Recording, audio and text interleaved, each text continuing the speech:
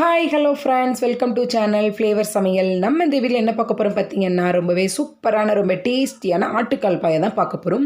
இதோட டேஸ்ட்டு பார்த்தீங்கன்னா ரொம்பவே சூப்பராக இருந்துச்சுன்னு வீட்டில் சாப்பிட்டுட்டு சொன்னாங்க. ரொம்பவே ஈஸியாக பண்ணியாச்சு. இது பார்த்தீங்கன்னா ரொம்பவே சிம்பிள் தான்.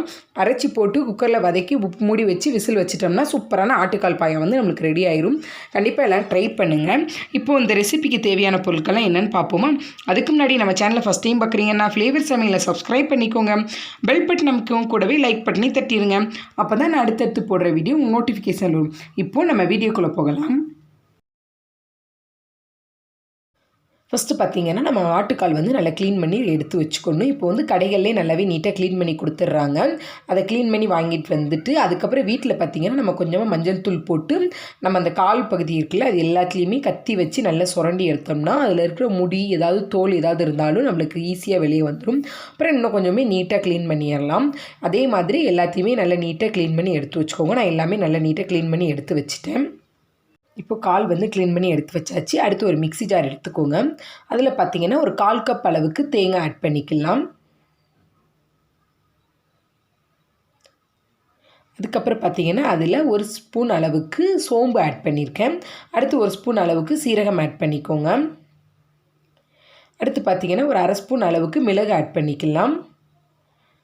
அடுத்து 1 ஸ்பூன் அளவுக்கு கசகசா ஆட் பண்ணிக்கோங்க. நீங்கள் இந்த கசகசா இல்லைனா முந்திரி பருப்பு கூட ஆட் பண்ணிக்கலாம், அதுவுமே டேஸ்ட் நல்லாயிருக்கும். அடுத்து பார்த்திங்கன்னா ஒரு சின்ன துண்டு பட்டையும் 3 கிராம்பும் ஆட் பண்ணியிருக்கேன். அடுத்து ஒரு பச்சை மிளகாய் ஆட் பண்ணிக்கோங்க. இது எல்லாத்தையுமே நல்ல ஒரு ஃபைன் பேஸ்ட்டாக அரைச்சி எடுத்துக்கலாம். கொஞ்சமாக தண்ணி ஊற்றி நல்ல வலுவலுன்னு பேஸ்ட்டாக அரைச்சி எடுத்து வச்சுக்கிடுவோம். இப்போ பார்த்திங்கன்னா அந்த தேங்காய் எல்லாம் போட்டதையும் நல்லா ஃபைன் பேஸ்ட்டாக நல்லா அரைச்சி எடுத்தாச்சு. இப்போ இது தனியாக இருக்கட்டும். நம்ம இப்போ பாயா செய்ய ஸ்டார்ட் பண்ணிடலாம். அடுத்து பார்த்திங்கன்னா ஃபஸ்ட்டு ஒரு குக்கர் எடுத்துக்கிடுவோம். குக்கரில் பார்த்திங்கன்னா 1லேருந்து ஒரு 2 ஸ்பூன் அளவுக்கு ஆயில் ஊற்றிக்கலாம். ஆயில் நல்லா சூடானதுக்கப்புறம் பார்த்திங்கன்னா இதில் ஒரு பிரிஞ்சி இலை, 2 கிராம்பு, 2 ஏலக்காய் இதை ஆட் பண்ணி எண்ணெயிலே ஃபஸ்ட்டு வந்து இதை நல்லா வறுத்துக்கிடுவோம். இப்போ பார்த்திங்கன்னா இது எண்ணெயிலே லைட்டாக வறுபட்டுருச்சு.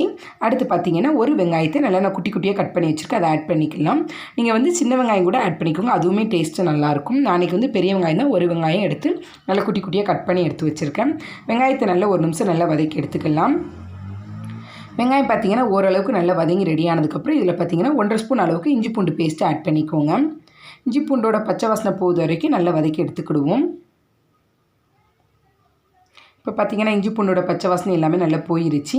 அடுத்து பார்த்திங்கன்னா இதில் ஒரு தக்காளி நான் எடுத்து வச்சுருக்கேன், அதை குட்டி குட்டியாக கட் பண்ணி வச்சு அதையும் சேர்த்து நல்லா வதக்கிக்கலாம்.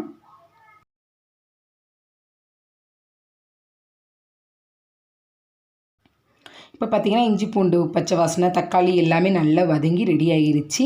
இதில் பார்த்திங்கன்னா ஒரு 1/4 டீஸ்பூன் அளவுக்கு மஞ்சள் தூள், 1 ஸ்பூன் அளவுக்கு மிளகாய்த்தூள் ஆட் பண்ணிக்கிடுவோம். உங்களுக்கு காரத்துக்கு தக்கன மிளகாய்த்தூள் ஆட் பண்ணிக்கோங்க. அடுத்து பார்த்திங்கன்னா 2 டேபிள் ஸ்பூன் அளவுக்கு நான் குழம்பு தூள் வந்து ஆட் பண்ணுறேன். நீங்கள் குழம்பு தூள் இல்லைன்னா அதுக்கப்புறம் மல்லித்தூள் கூட ஆட் பண்ணிக்கோங்க, அதுவுமே நல்லாயிருக்கும்.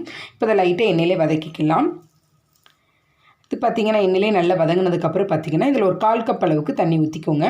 தண்ணி ஊற்றி இந்த மசாலாவோட பச்சை வாசனைலாம் போகுது அளவுக்கு நல்லா கொதிக்க விட்டு எடுத்துக்கலாம். இப்போ பார்த்திங்கன்னா நம்ம போட்ட மசாலாவும் நல்ல பச்சை வாசனை போகிற அளவுக்கு நல்லா வதக்கி எடுத்தாச்சு. ஒரு திக்கான கிரேவி பதத்துக்கு கிடச்சிருக்கு. அடுத்து பார்த்திங்கன்னா நம்ம அரைச்சி வச்ச பேஸ்ட்டை இதோட ஆட் பண்ணிக்கலாம். இந்த பேஸ்ட்டை ஆட் பண்ணதுக்கப்புறம் பார்த்திங்கன்னா இந்த மசாலாவோடு சேர்ந்து வர அளவுக்கு நல்லா மிக்ஸ் பண்ணி எடுத்துக்கிடலாம்.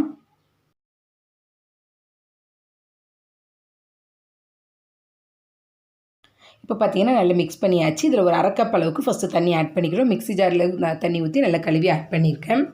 இப்போ ஆட் பண்ணி நல்லா மிக்ஸ் பண்ணி கலந்து விட்டுக்கிடுவோம்.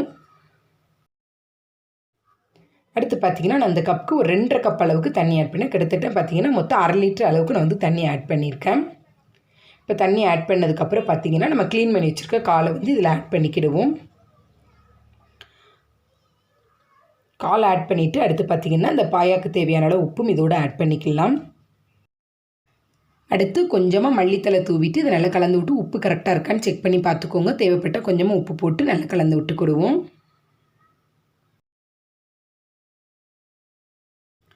இப்போ பார்த்திங்கன்னா குக்கர் மூடி வச்சுட்டு இது ஒரு 10லேருந்து ஒரு 12 விசில் கிட்ட நம்ம வேக வச்சு எடுத்துக்கிடுவோம். அப்போ தான் நம்ம காலில் உள்ள சாறு எல்லாமே நல்லா இறங்கி ரொம்பவே சூப்பராக டேஸ்ட்டாக கிடைக்கும். இப்போ பார்த்தீங்கன்னா ஒரு 12 விசில் ஆயிடுச்சு. நல்ல ஏர் நல்லா ரிலீஸ் ஆயிடுச்சு.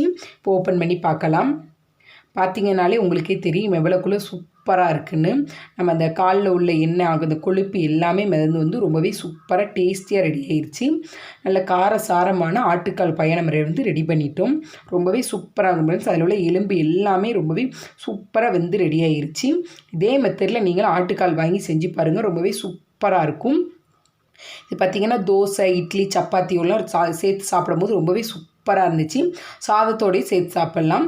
அதில் மேலே லாஸ்ட்டில் பார்த்திங்கன்னா கொஞ்சமாக நல்லெண்ணெய் ஊற்றி சர்வ் பண்ணிட்டீங்கன்னா ரொம்பவே சூப்பரான டேஸ்டியான ஆட்டுக்கால் பாயா ரெடி பண்ணியாச்சு. இதில் பார்த்திங்கன்னா நம்ம ஆட்டுக்கால் சூப்பும் நம்ம வீடியோ போட்டிருக்கோம். அதை பார்த்திங்கன்னா அந்த லிங்க் வந்து உங்களுக்கு ஐ கார்ட்லேயும் டிஸ்கிரிப்ஷன் பாக்ஸ்லேயும் கொடுக்குறேன், மறக்காமல் செக் பண்ணி பார்த்துக்கோங்க. இப்போ பார்த்திங்கன்னா நமக்கு ரொம்பவே சூப்பரான ரொம்ப டேஸ்டியான ஆட்டுக்கால் பாயா வந்து நம்ம ரொம்பவே சிம்பிளாக சூப்பராக ரெடி பண்ணிட்டோம். நீங்களும் உங்கள் வீட்டில் இதே மாதிரி இந்த ரெசிபியை செஞ்சு பார்த்து சாப்பிட்டுட்டு எப்படி இருக்கு எனக்கு கமெண்ட் பண்ணுங்கள். இந்த வீடியோ உங்களுக்கு ரொம்ப பிடிச்சிருந்துச்சுன்னா உங்கள் ஃப்ரெண்ட்ஸ் அண்ட் ஃபேமிலியோட ஷேர் பண்ணிக்கோங்க. மறக்காமல் ஃப்ளேவர் சமையலை சப்ஸ்கிரைப் பண்ணிக்கோங்க. Thank you friends. இந்த வீடியோவை கடைசி வரை பார்த்ததுக்கு ரொம்ப நன்றி. மீண்டும் ஒரு வீடியோவில் சந்திப்போம்.